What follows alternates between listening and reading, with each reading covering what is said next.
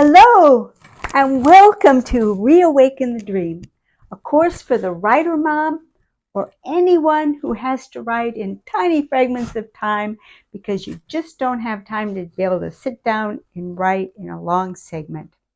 This is the course where we're teaching you a character profile tool, which is very, very practical to give you the power of living characters so that your story will wake up the minute you sit down to write, so that even the shortest segment of time will have continuity with past segments and won't have a long lead-in time for warm-up. So welcome. We are on lesson 21, our 16th character profile, character trait. So if you are new and just stumbled onto this, you might want to start back with lesson 1 because there's a whole lot of material that we've covered so far. But you're welcome to sit in on it if you'd like. Well, we're going to start with a very brief review of the last character trait that we studied. Our last trait was docility. Docility simply means openness to being taught. The struggle, the animal model is the dog learning a new trick, eager to please, happy to learn. The victory state is being readily aware to reach out for the advice that you need, and it comes into play when your own ability to do circumspection, looking around, and foresight, looking ahead, reach their limits, and you need to reach out to others for advice and counsel. The lost state is where you don't do that. Well, there's not a lot of emotional power there, so we saw last time that we had to start looking at the modifiers, such as resistance, that are causing our character not to reach out. Pride being another one, which is a good way to take down a villain. Well, this week we have a new character trait in the group called the resilience group. Patience. Now, we've already had 2 others in this group. We had constancy, which we said was like the animal crossing the long, dry plain, a migration that just goes on and on, seemingly endlessly. And we had perseverance, which is overcoming an obstacle, such as when the animal reaches a river and has to risk its life to cross the river. Well, now we have a new one, patience. How does that differ? Well, we'll see when we get to the analysis stage, but the key thing that makes patience different from the other 2 is it has to do with what's going on right now, the discomfort, the suffering, the misery of the moment, bearing it patiently. So before we get to the analysis then, we always start with our scenarios for patience. The drilling was just deafening, and it was driving Susan crazy. They started with the jackhammers at 7:30 in the morning, took a brief break at lunch, and back at it till 2:30 or 3 in the afternoon. Susan did not know what she was going to do. It's been going on for several days now. Fortunately, Mrs. Williams, the woman that Susan took care of, was stone deaf and had no idea that all this drilling was going on just outside her window a few floors down. What could Susan do? Mrs. Williams needed her to take care of her. She really had to be there for Miss Williams. All she could do was put on a happy face, a smiling face for dear sweet Mrs. Williams. Patience. Brenda made it through the door of the nurse's break room and leaned against the door and just kind of froze there for about several minutes. Seemed like 5 minutes or more. Finally, she got her composure together enough to cross the room, pour herself a cup of coffee, and sit down at the break room table. Well, thank goodness she wasn't still leaning against the door, because just then Greta burst through the door and came running up to Brenda and said, "Wow, Brenda, That's amazing. You saved a life. Brenda sat there holding her cup of coffee and thought to herself, yeah, I guess I did. And then she burst out sobbing uncontrollably. Patience. Dennis got ready to do one more try at uploading the 37,000 inventory records that had to get into the new system before they could go live on the new system. But oh my gosh, the program wasn't just so stupidly designed. He wondered what idiot designed it, because it would go through the records, and as soon as it found one mistake, it would stop everything and say, ha ha ha ha ha ha, fix this mistake. Okay, Larry would fix the mistake, and then guess what? Started all the way over from the beginning, which as he worked through it meant it took longer and longer and longer till it got the next record. Dennis was starting to think it was going to take 37,000 tries to get the darn thing uploaded, and it was already several hours since he'd had dinner. Patience. You are the stupidest parents in the whole wide world, Larry said, and he stormed up to his room. He grabbed his pillow and threw it on the floor. He grabbed the bedclothes and threw them on the floor. He swept all the books off his desk onto the floor. He went to the shelf and swept all the books off the shelf onto the floor. And then he stopped the model airplane. He'd spent days and weeks, countless hours, creating this model airplane from balsa wood, cutting, gluing, painting.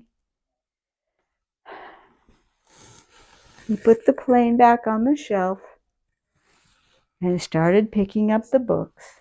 One by one, he put his room back in order. Patience. Well, we always start with analysis, don't we, right after the scenarios. We're going to do something a little bit different today. We already talked about the other two character traits we had in the resilience group. We're going to spend a little bit of time today teasing those apart before we do the analysis specifically on patience. So we're going to turn things upside down, and we're going to do the group part first. So here we are, the resilience group. The resilience group has a number of things in common. The animal model kind of always boils down in some way or another to the struggle for survival. They're a little bit different, but you can think of them all as dealing with that same struggle for survival. They all have in common the concept of standing up to challenges. So, what makes them different? Well, constancy is moving forward through tedium, the sameness, the routine, doing things over and over and over and over and over and over and over and over and over again. Constancy is the character trait that gets us through normal daily life. Perseverance is moving forward despite obstacles. The obstacles can just simply be a pain in the neck, or they can literally be life-threatening. But again, you're moving forward, you're going to get past those obstacles and reach your goal. Patience is a little different. Patience is enduring. It's about the present moment. It's about being in this moment of the situation, dealing with the present suffering, dealing with the present unpleasantness, dealing with whatever it is about the right here and now that is threatening to drive our character crazy. Do you see the difference? Well, let's look a little bit more closely at patience, because maybe when we do the triad of emotions, it will become even more clear. The struggle has as its animal model a caged lion. The lion is pacing one end of the cage, turns around, paces to the other, turns around, paces to the other, turns around, paces to the other, pace, pace, pace, pace, all the while building up anger and fury. anger, and fear. That's the combination, the threatening encroachment of anger and fear. And for humans, the threatened folding inward of the consciousness so that we're focused only on ourselves and what we're going through right at the moment. With the character going through this can lose his ability to look outward and see others. So that's the struggle of patience. The lost state of patience is rather interesting. It's an outburst of some sort, physical, verbal, whatever, but the outburst does no good.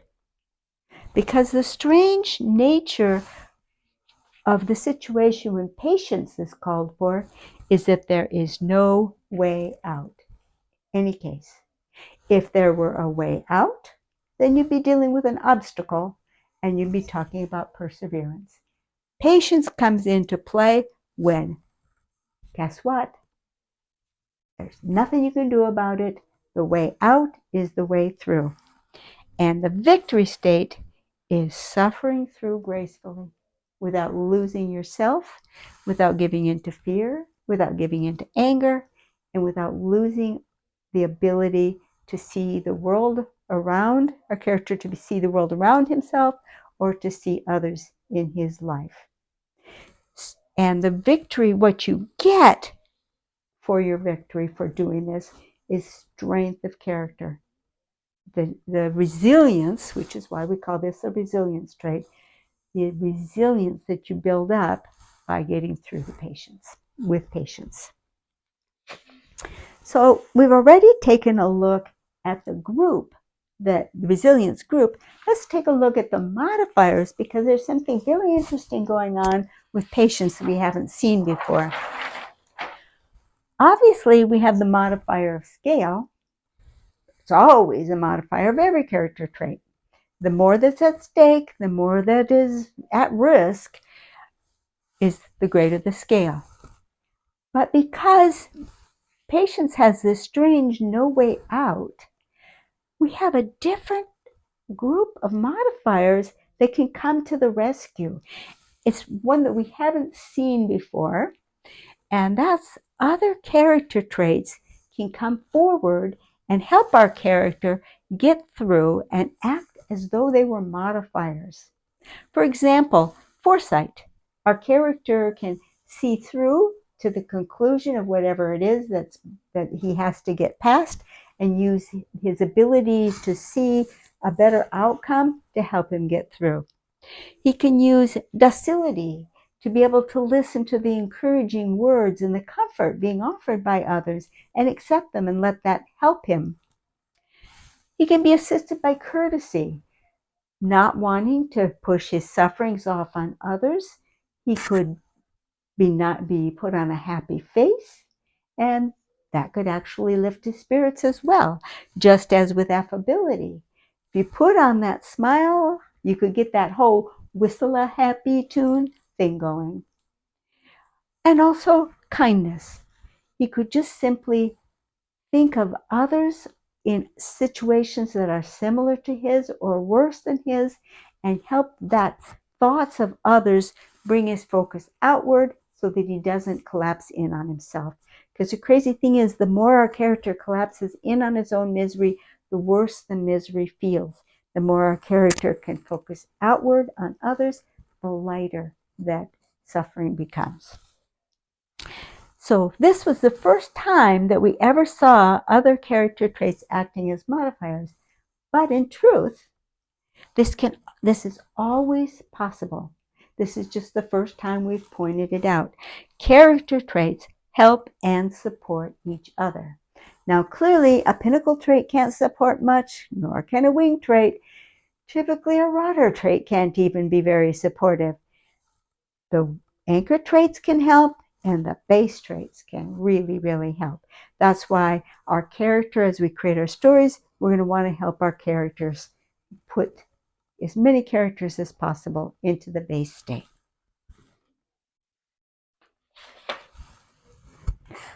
Now we're on to the second part of the class, where we talk about the character profile tool. And I'm going to do a little bit of review from last time, because last time we introduced the concept of an aha moment. And we said an aha moment occurred when the cognitive load, the number of things that our reader has to keep in his head, grows and grows to the point where it builds up a tension, and then that tension suddenly snaps with an insight. And what happens is that this insight draws the two halves of the brains together, the feeling half that clicks all of these mysterious components and feeds them to the reasoning half that makes sense out of them. And all these neurons fire at the same time, huge rush of dopamine. You get this aha feeling, this moment of insight. And we said we could help create that moment of insight. We could set it up. Whenever we had a situation where there was a puzzle that had to be solved, what we could do is we could use the back away method. We could start at the end where all the pieces were in place, and then we could withdraw key elements so that we had just one key element that we were going to leave out after we'd given all of these clues to our reader. And then instead of giving the reader the last key element, we would give him a key tidbit. It would give him a chance to recognize what was going on in his own mind, snap, have that insight moment, aha, the moment before he turns the page and finds, yeah, that was the answer to the mystery. We're going to look at the aha moment again, but this time we're going to look at it in a more generalized way.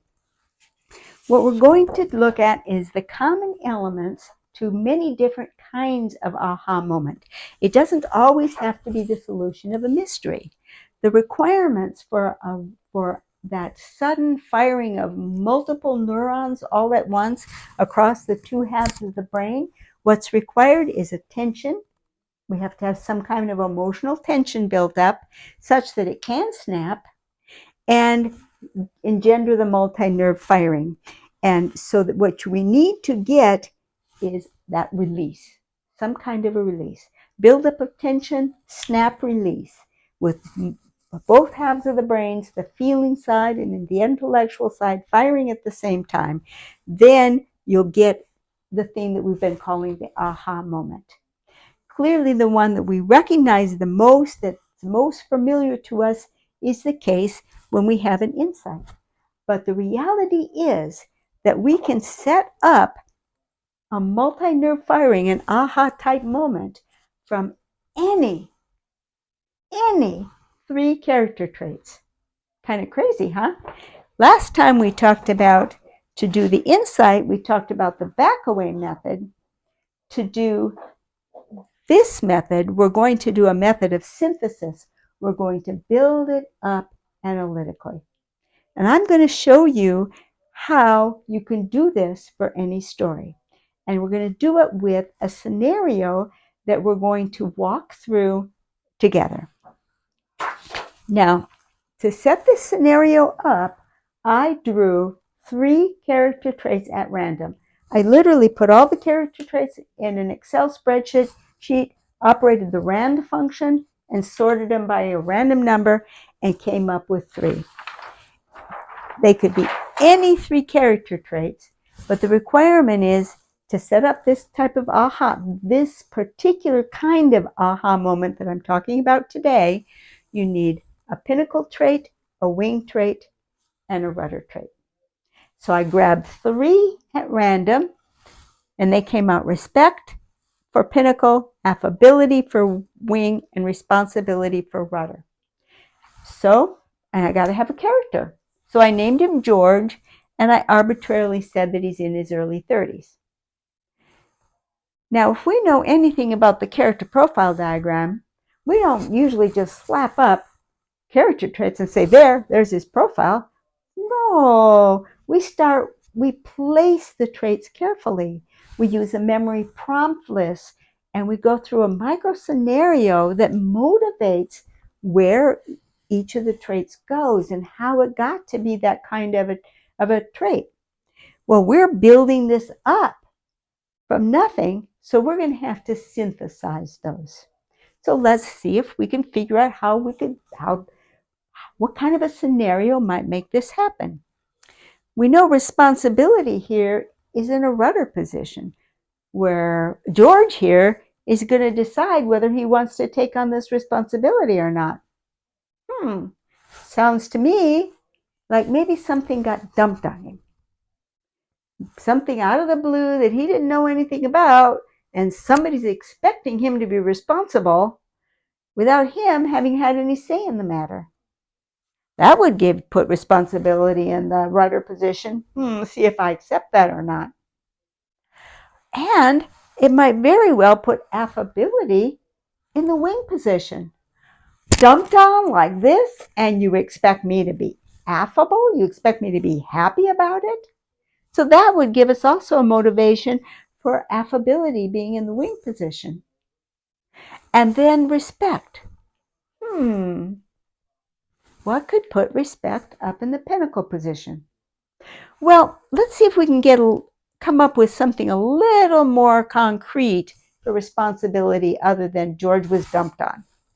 With what? Okay, how about this for a scenario? George received a visit from his sister. She called him up and said, "Hey, can I come see you?" He hadn't seen her in 10 years. He was so happy. "Why, sure, come on over. I can't wait to see you." So she showed up. Oh, he was so glad to see her. Also brought her 2 sons, 7 and 5. George didn't even know he had nephews. She didn't bring along her husband. Turns out there wasn't one. And neither of the 2 boys' fathers was still in the picture. George was a very accepting kind of a guy, so no problem. George and his sister talked into the night, and finally they both went to bed, and George was excited to have caught up with his sister again. He gets up in the morning, his sister's gone.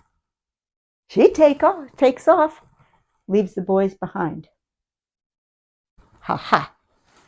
George, what's he going to do with 2 boys, age 7 and 5? Is he going to take on that responsibility? That's where the conundrum we'll give him.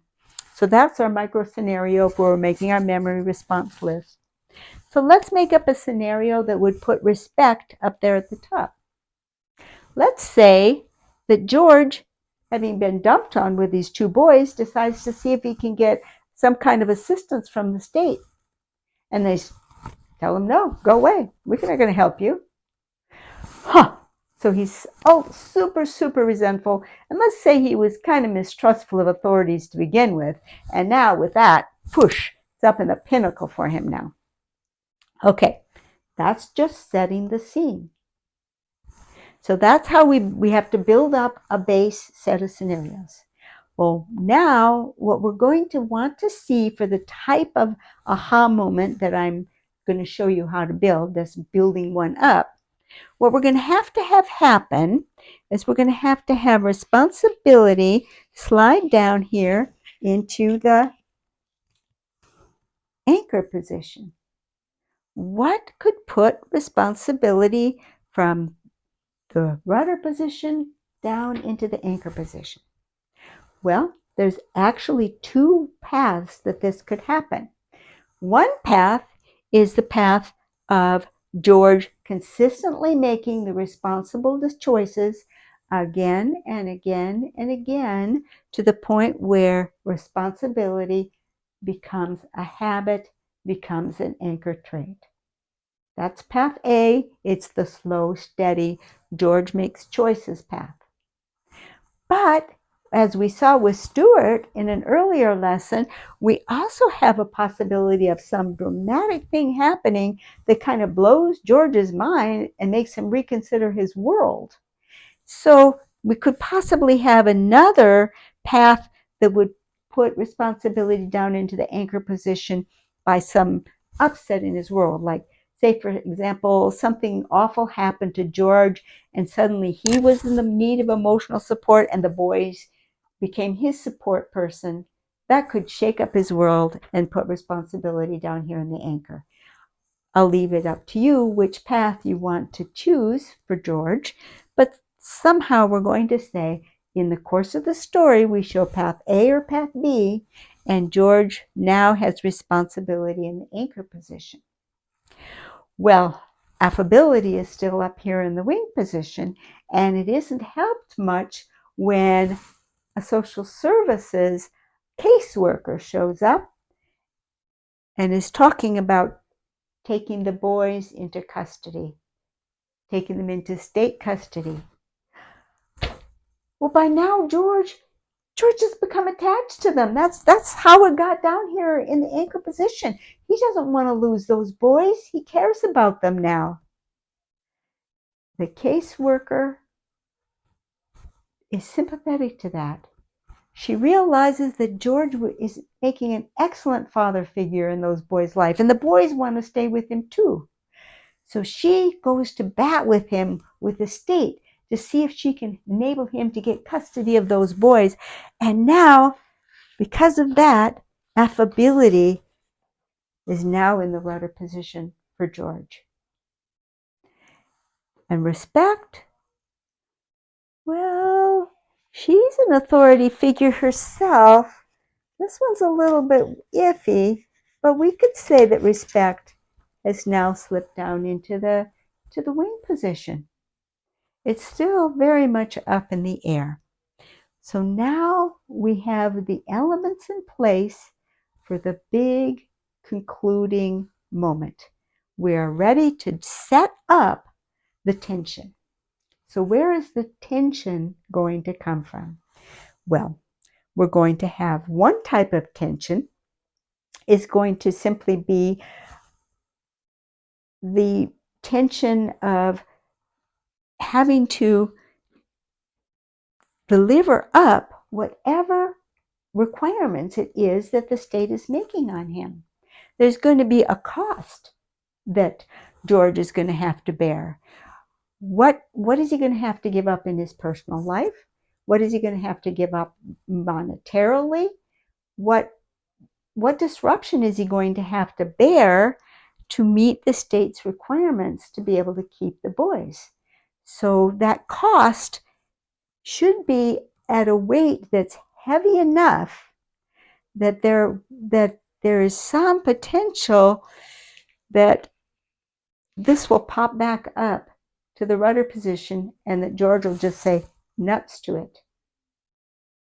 It's hanging. We have to put that tension and the cost high enough that this pop back to the rudder position becomes a thinkable possibility. Another tension is that George is going to have to appear in court, and we want this respect to be a scary issue. What if he mouths off at the judge? What if he shows total lack of respect in the courtroom? Why, the judge could just slam his gavel and say, boom, no, take the boys away. So that's another tension in our reader. So we'll want to set that up.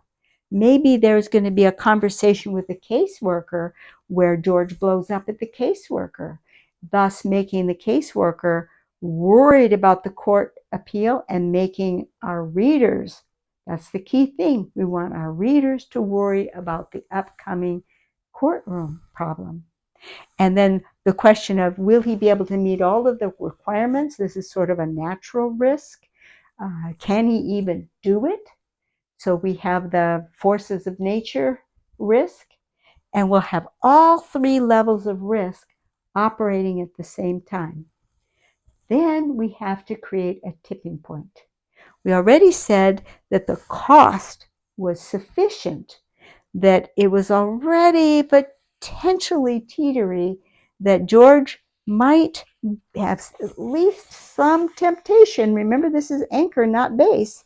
He might be facing some moments of temptation to just step back and say, well, I tried.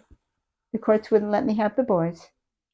And just not deliver on the requirements that he has to meet, and just back away from the responsibility. It would be so easy. We can set it up in the story how easy it would be for George to back away. Now, he's not prepared to. This is in the anchor position after all. But now what we have to do, we have this instability. Will he be able to contain his temper? Will he be able to meet the requirements? Will he want to meet the requirements? And now we have to take that unstable situation and we have to push on it with one more teeny tiny, itty bitty straw that broke the camel's back kind of pressure. And when we do that, our readers are going to gasp and say, "Ah, no, no, no, don't make that choice, George, don't." And you get all those neurons firing at the same time, and you get something akin to the aha moment with the readers anxious. What choice will George make? What choice will George make? Luckily, in our story, George finds superhuman courage and he throws his property and possessions and his future career, everything that he thought his life was going to be, he throws it all to the winds so that he can keep the boys and be a father figure in their life. Ta-da! Our readers will be so happy. So that not only is how you do a build it up aha moment, but I need you to notice two things here. One is that you can literally grab at random any 3 character traits that we've studied so far, just like I did, make up a character, give them a gender, an age, whatever circumstances of life, and you can make a story like that happen with a potential aha moment for your readers. But what does it take? We said here our readers were virtually certain that with the addition of that tipping point pressure, that George would say, "Oh, well, I tried," and back away. But instead, George reaches for responsibility, pushes it back down with conscious effort, keeps it from popping up with superhuman effort. He keeps it from popping back into the rudder position. So what has happened to responsibility in this case? Responsibility has been supercharged.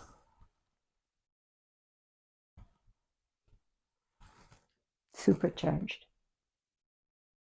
Any character trait has the potential to be supercharged. It's simply when superhuman strength has to come into play. In the physical world, it's akin to the mother who lifts the car to free her trapped son. There's no way a woman can lift that car, but she did, and she freed her son, and it really happened in the real world. Well, this is the emotional equivalent when our readers achieve a superhuman level of the character trait. These are easiest to see in the character traits in the resilience group, which is kind of why I kept pushing back the supercharged. I kept promising, oh, we're going to cover supercharged. Ooh, not yet. Ooh, not yet. Because we really want to be talking about the resiliency group when we talk about supercharging, because the supercharging is so much easier to see in the resilience group. Take, for instance, perseverance. Perseverance is overcoming an obstacle. That's when courage turns into heroism. When everyone knows what heroic courage is like, it's throwing thought, our character throws thought of his own life aside, completely thinks nothing of his own safety, and charges in to rescue another. That's the most easily seen supercharged character trait of all. But we can see supercharging take place in virtually every character trait. Let's take, for instance, constancy, that other one.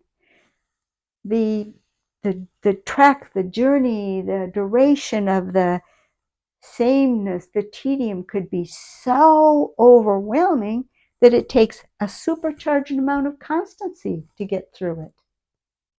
We could have a character with a supercharged amount of patience. I would say that Susan, with that drilling, came close to having supercharged patience, just to be able to put a smile on her face for poor deaf Mrs. Williams. That came mighty close to being supercharged. But in reality, we can see kindness being supercharged, where someone just goes overboard in giving gifts. Virtually every empathy trait we can imagine supercharging taking place. Affability can be supercharged in the case of one of our suffering people going through patient suffering. Could have superhuman affability to be kind to all others in the face of heaven knows what level of suffering. So literally every character trait can be supercharged. And if you don't believe me, I'm going to talk about the two most difficult to imagine being supercharged of all the character traits we've covered so far. Orderliness and moderation. Supercharging balance traits is a little difficult in the first place because supercharge means it's way out there and balance means it's kind of in the middle. So what on earth does, say, for instance, supercharge moderation? Isn't moderation diametrically opposed to supercharging? I will give you an example scenario of supercharged moderation. Think I can't do it? Okay, here we go. The king spoke from his throne. Sir Knight, you have saved the kingdom and all the people within the kingdom. He gestured for his servants to bring in the royal treasure chest and was open to overwhelming gold, jewels, incredible wealth pouring out of this enormous treasure chest. The king said, please help yourself to whatever you will from my treasure as a tribute to my thanksgiving for your saving my kingdom. The knight bows to the king, and he solemnly approaches the treasure chest. He gazes briefly and withdraws a single strand of pearls. He carries the pearls back in front of the king, and he bows before the king and says, my lord, by this string of pearls, I will ever remember your graciousness and all the people of your kingdom. Ta-da! Supercharged moderation. Because who wouldn't want to just take handfuls and handfuls and handfuls of things? The king said, take whatever you will. One strand of pearls, moderation, supercharged. Okay, orderliness. Your turn. You get to write the scenario for supercharged orderliness. And when you do, put it on our Facebook group. We've got a group called Writing in the Chaos. You'll see a link to it in the show notes. Tell us the scenario that you created for supercharged orderliness or any supercharged character trait that we've covered so far. So this is not only the end of our lesson, but we're at an interesting spot because we have now covered our character profile tool completely. So what we're going to start doing beginning with the next lesson, because the character profile tool is so important, we're going to do a different style of review. We're going to revisit everything we've learned about the character profile tool. But whereas we learned it episodically, we let it grow and evolve and show itself. Now, when we revisit it, we're going to do a top-down analytical discussion of the character profile tool. So you can see it all laid out in its structure. And we'll take several lessons to do that. And of course, we will continue to do these types of scenarios because that's how you use the character profile tool. And what good is it to have it or even to understand it? maybe even memorize all of its elements if you can't use it. So we need to understand how very, very versatile and practical this tool really is. And the best way to do that is through a number of scenarios. So join us again next week where we will learn our 17th character trait and begin a systematic review of the character profile tool. Thank you. Bye-bye.